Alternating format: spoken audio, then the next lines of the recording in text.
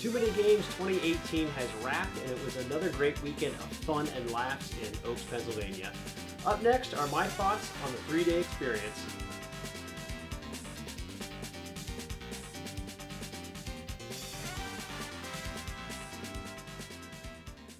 Well, what an interesting weekend. I arrived Friday around 2:30 and had a few hours to myself before my friends would get there. When they did finally arrive, they mentioned that they had run into Chris Chan while coming in the front door and stopped to take a picture together. It was then also casually mentioned that Chris Chan had kissed one of them on the cheek. No one in my group really cares about that sort of thing. We just kind of roll with it. It was still a little surprising nonetheless. It wouldn't be until the following evening, Saturday, at the after party that I would hear about all the drama around that. Coincidentally and unrelated, I had my ear bit at the Friday after party.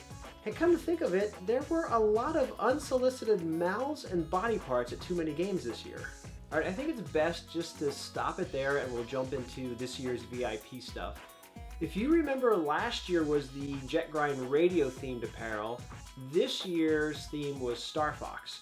Now, if I'm being completely honest, looking at the smallish font on the black t-shirt, it doesn't really look as great or pop as well as the Jet Grind radio logo did from last year, but I don't know, it's still pretty good. This year's convention bag has a few extras similar to last year, including a pass for the Game Masters exhibition at the Franklin Institute and a Mean Machine game code. For me though, the real perk was the after party on Saturday and just hanging out with everybody and seeing DJ Cutman perform.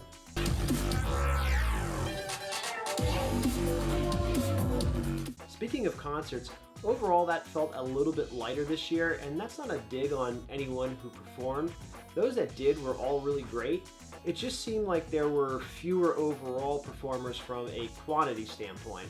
There was a hard stop at 10 o'clock this Friday too, whereas last year I think we were there pushing past 11 o'clock with a few of the DJs, and the free play arcade remained open. The free play arcade was full of candy cabinets as it has been in the past.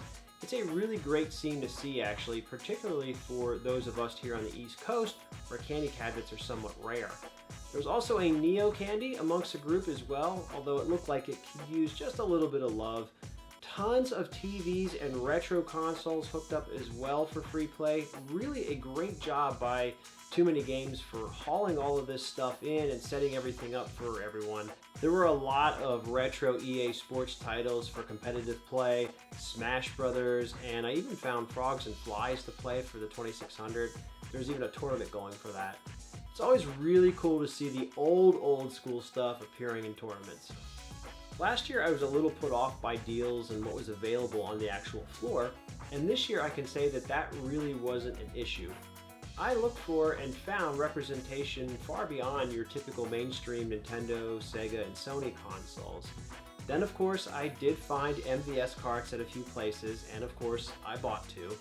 The first was Puzzle to Pond, which was only $40, has a decent label on it, and was absent from my collection, so that was a no-brainer. The second title I grabbed was Street Slam. Now I already own this one, but I have it with the Street Hoop label. Here in the States this was better known as Street Slam, and here it is with a cart displaying that very name. I wouldn't buy a duplicate like this under any other circumstance. I just really like this game. It's a staple in my cabinet, and the hype of the con probably just got the better of me and I bought it. My other pickup is kind of an obscure one. It is Outlaw Golf for GameCube. There always seems to be a healthy inventory of GameCube games at this con, and this year was no exception. The last console I was hunting games for was the Neo Geo Pocket, and surprisingly I did actually find a few. I did feel like what I found was a bit overpriced for the condition of the boxes, but then I did come across Tennis for a mere $10. It's cart only, but judging from what I've recently seen this sell for complete in box, I'll settle for just the cart. As a break from the con, we did discover a place called Arnold's this year, which is an absolutely huge establishment across the street from where Too Many Games takes place. They have a bar, a bowling alley, indoor backlight miniature golf, laser tag, indoor go-karts, and a kind of haunted floor with animatronic monsters that you can go through and shoot with light guns. There's also an arcade with mostly modern games. It's a cool place to go to that's close if you just need a break from the con, or to hit after the con closes. So I've really only begun to scrape the surface of the weekend. There were of course many other events taking place, like cosplay contests, cosplay wrestling, video game tournaments, and just numerous guests and panels and signings. Overall though, I think I enjoyed the social aspect and just hanging out with my friends the most. Friday night was really cool and low-key. It was nice just to sit outside and have a few beers with people who share a common interest.